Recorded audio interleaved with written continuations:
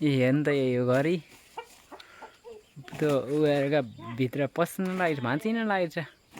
त्यो खाँपाहरू त पुरै भित्र पसिरहेछ यो पालि चुहिएर होला पराल गर्नुभएछ दिदीले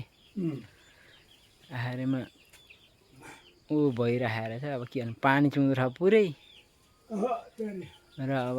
खपडा हो नि त अहिले खपडा यो भूकम्पले गर्दा माथितिर त पानी चुहुँदैन त्यति साह्रो चुहुँदैन होला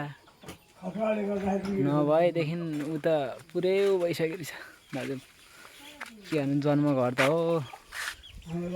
के गर्नु हुन्छ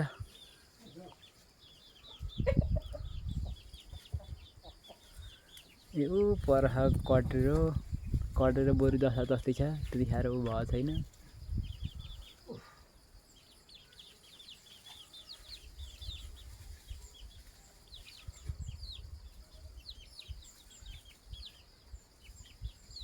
गोडीमा त